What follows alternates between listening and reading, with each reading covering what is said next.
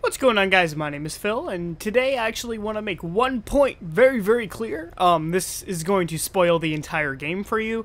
If you didn't read the title already, it should say major spoilers or something similar to that up there. But today I'm going to kind of go over how this game is. Like I said, major spoilers ahead. If you guys continue watching, then it won't be on me if you guys end up spoiling the entire game. That being said, let's kind of break down how this game is. For anyone who hasn't known, this Metal Gear Solid 5, everyone has been kind of like coming up with their own theories behind each character, behind how everything works. I'm gonna kind of, at least from what I got out of the entire experience, I'm going to show you how it played. First and foremost, it is true, you are not playing as Big Boss. You are, more on that later, but from what you learn, you are not Big Boss. So let's kind of go over what's happening. You wake up in this hospital bed, basically how I showed you guys in the very first video I had, and what you do is you're kind of like, what's going on? And when you create that image that's going up, that's actually what you used to look like. It was like you before the surgery happened, which made you look like Big Boss. Now, I'll get in more of that later, about who you actually are. Just to let you know that you were someone else before you became Big Boss's phantom, is how a lot of people are saying. Now, throughout the game, you'll start having little things, and I won't go over the side ops, even though some of them are kind of relevant. You basically create this place called Diamond Dogs, which is close to MSF in almost every way and fashion, except you guys have different kind of ideals. One of the big ones is trying to get rid of XOF and Skullface. And so basically, some things happen where this is all basically just trying to like get money and just get power and stuff. So when you eventually have that, you'll get to the point where it's, it's that. Now, when you get to 11, this is where you meet Quiet. Quiet is the person that everyone was like super like what's going on about her, like why does she look like that and everything. She's a sniper. She's actually the one that tried to assassinate you at the beginning of the game. If you guys didn't know that, yes, it was very put there. And then she is she's sent to assassinate you. What you didn't know is that she didn't die when she fell out the window when she was on fire. She came back, and this is where kind of the first big spoiler happens. Quiet has actually been rebuilt, if you will, with these parasites that actually infect the entire the mother base. She has a specific parasite. It's the English parasite. It makes it so if she speaks in English, essentially is what I'm understanding is she should die or something like that. But what the parasites do to her, and that's an extra strain she has. Apparently, she has a different strain. It makes it so her skin intakes, like, calories through photosynthesis... carbs, I should say, through photosynthesis. She drinks water through her skin. She can breathe through her skin, and it's all completely based on that. And if she has salt water, it burns her because, you can't drink salt water. That's bad for you. So basically, at that point, you're introduced to this person, Quiet. She's kind of cool. She actually, at about mission 14, she starts becoming like something really big for you, where she becomes, would you say, a buddy? But she stays in the break because everyone on the I keep saying MSF. Diamond Dogs is she's really like everyone's skeptical of her because she's basically there to kill Boss. Along the way, you get some kind of things happen where you actually go and you find this dude. I'm trying to find out where it is. White Mamba. Basically some things happen which lead you to this. There's not too many things in between. I mean, other than you find Cilantropus, which is the Metal Gear for this, and they also has like a real name itself. But you find him, and then just kind of the thing. Then the White Mamba, which is he's Liquid. I will just tell you that. He's Liquid Snake, as a kid, and he's a clone of Big Boss. And they do some tests with you in Liquid. So basically they're like, oh yeah, we need to check if, your DNA and his DNA are the same. And then they say, no, there's a 100% chance that you're not the same. Well, here's the thing. You're not Big Boss, and no one else knows this except for Ocelot. So when they do this DNA test, they're like, yeah, the DN, there's a 100% chance there's no way it's you. So you're like, oh, okay, maybe that's not Liquid until you find out later that you're not Big Boss. And then at some point you get this disease, like I was saying, and it affects you verbally. It's a disease that's spread through words. So basically, this is how it goes. Anyone who speaks, I believe it's the Kakongo language. Anyone who speaks that, they get the vibrations that go in. I think it's like the vibrations or something to that effect. It makes these things mate, which makes it lay eggs inside of your lungs, basically. And then so you suffocate and die. You're like, dead, and then you become a zombie. So your job is to basically pick out who knows this language, and they completely put them in the bay that makes it so, no one can, find them there. It's kind of cool how it is, and you have to really think about it to find out. I'm not gonna lie, I kind of cheated because I got really stressed out that my whole mother base was gonna die because of like someone knowing a language. So that was pretty cool. So we fixed that. You have to just basically stop playing this completely until you get to like level 30, which means that you just can't do any side ops at all until you get there. Once you get there, to 30, you actually you meet up with Skullface. This is one of the hardest missions in the game, to be honest. Reason being is because, and it's not the hardest, you have to sneak into this base, which is fucking bullshit. I got a C rank on it because of how hard it is to get through it. You're basically limited to, getting around with all these walker gears. Everyone has really, really big time armor on. It's basically perfect stealth the whole way, because if you get caught and you go into that, what is that thing called? The slow motion camera. If you get caught in that, there's no way to like take them out. Because you can't shoot them in the head, you can't shoot them in the leg, you can't shoot them with anything with the sniper rifle, because they are wearing full body armor. 31 is the quote-unquote ending of the game, if you will. It's basically you go fight Salanthropus with being controlled by, what was it? Psycho Mantis? Which is where I kind of just spoiled another thing for you guys. Psycho Mantis is this kid that, he controls everyone. It's kind of cool. He controls Volgan, which is the Man on Fire, if you guys didn't know that. It's very, very obvious. And he also has a kind of a link with Liquid, but I don't know what the link is. I think it's like someone reported that it's like his brother. I was like all over this. After you beat Salanthropus, it's kind of the end of the game. It's not a super big climactic thing. It's just like, well, that happened. To know too much, this is where it's like the post-game kind of stuff, but at the same time, it's the ending. It's the Chapter 2, if you will. And this one's actually way shorter than normal. Chapter 1 took place in about 30 missions. Chapter 2 takes place in about 6 or 7, if that. But basically, to the point of, you get this, you start finding out things about that kind of doesn't add up, until you get to this point where, Proxy War, which one is it? This one. This is the saddest mission in the entire game. All you do, okay, let me put it this way. The mission starts out where the strain has been, reactivated, but it's something else. It's a different kind of strain, and it's over in the quarantine base, and you're like, whoa, how'd that happen, or whatever. Well, you find out that Emmerich actually has been, he's been taking that strain, and he's been spreading it over to there just so we could test it out, so we could sell it later. You find this out a little bit later, but it's really like sad that. Because you got to go there, and because it can't be, it can't be cured, it can't be anything. You have to kill your men. You have to kill everyone on the platform. And that sucks because when you go there, some of them will be like, they'll rebel, some of them rebel, some of them will be like, what are you doing this to us, boss? You're supposed to be our leader. And the even worse part is when you get to a certain point in it, everyone will start saluting you. This, and then you have to keep shooting him, and the people next to him will just keep saluting you and everything, and you just feel like shit. And as you can see, a couple of these missions I haven't done yet because they're actually just redos of the other missions. Total Stealth and Extreme, they're just harder versions of everything.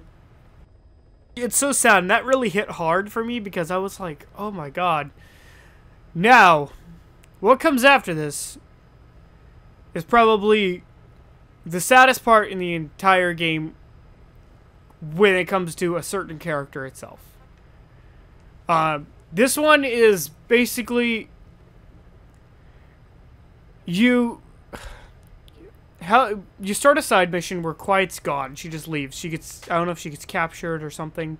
I don't remember the real linguistics of it, but you end up getting thrown into this mission called A Quiet's End. Basically what happens is she was captured, and she's at this place where there's a bunch of like people, and she's basically being drowned. I don't know if they know who she is or anything like that, but what comes to find out, they start drowning her, and then to the point where they actually want to quote-unquote rape her. I was very, very upset to the point where I almost wanted to like punch my TV. She then, because she's bearing skin at that point, because they're trying to, you know, do that thing to her, she's able to fight back, and she kills him. Big Boss shows up, and then you basically have to do the hardest mission in the game, which is you have to basically destroy these millions and millions of tanks and everything with Quiet. She has a really good sniper rifle if you upgrade it enough, so the sniper rifle basically wrecks shop.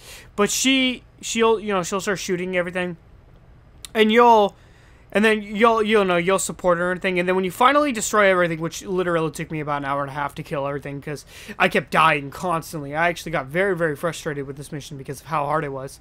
In the end, you're basically, you and her, you kind of like on equal terms. And then a tank is still left, but you don't know. So the tank, when it's about to fire at you, she actually grabs the missile launcher that was in your hand. She shoots the tank, destroys it. But in the fact of doing that, she gets hit herself with one of the mortars. So you have to do this really sad thing where you basically have to pick up Quiet in a sandstorm, and she can't rejuvenate in a sandstorm. She can't take water in, and she can't take the sun in. So basically, you have to carry her while she's dying to this point where you have to like just keep dodging everything, where you get to this rock. At that point, there's a snake there, and it's you, Quiet, and this like rattlesnake that's chilling. And this guy comes over, and then he looks like he's about to shoot you, and he kills the snake instead, and you're kind of like relieved at that point.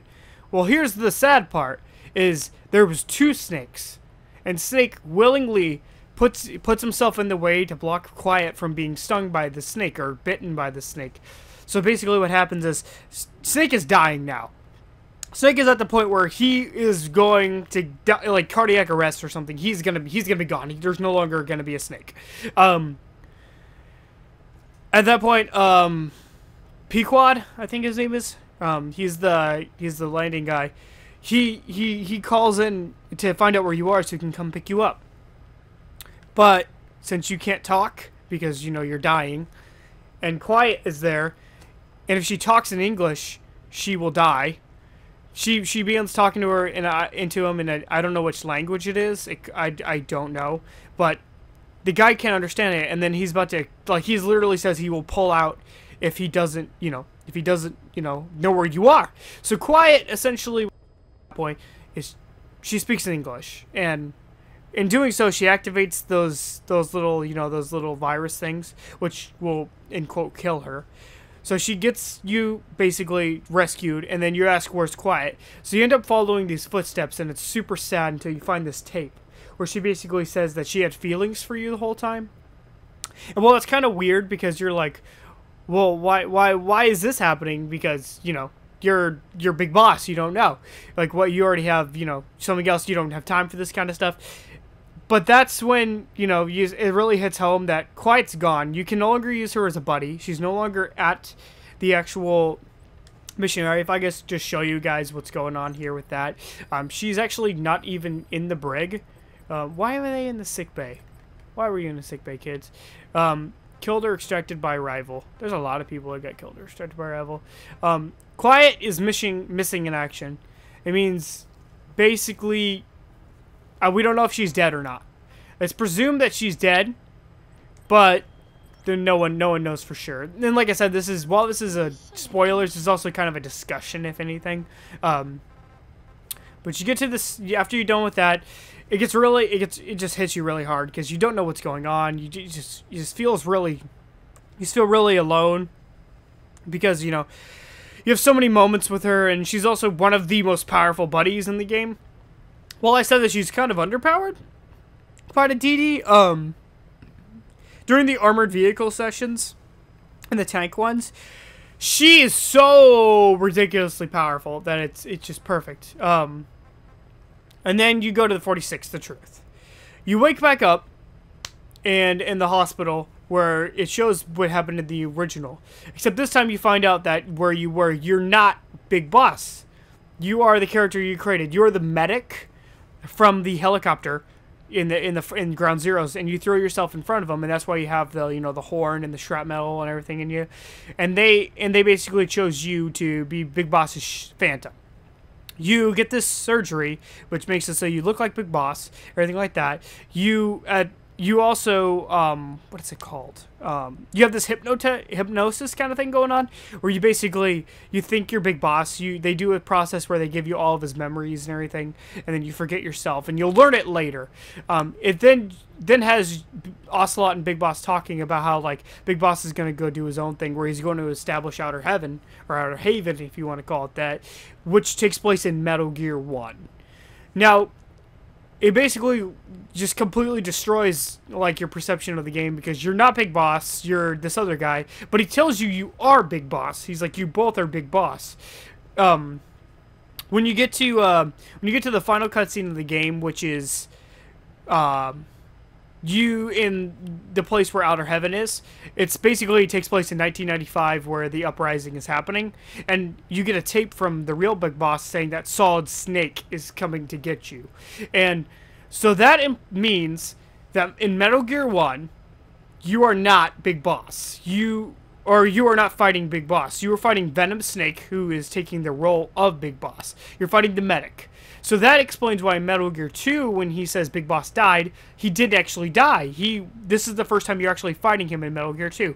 So in Metal Gear 1, the whole time you're playing it, you were fighting Venom Snake. And I think that's really cool that it finally ties around, completely goes in, like, you know, a circle, and just, you know, it shows you that the whole time that you're playing it, it's, you know, it's something that he was working on full circle.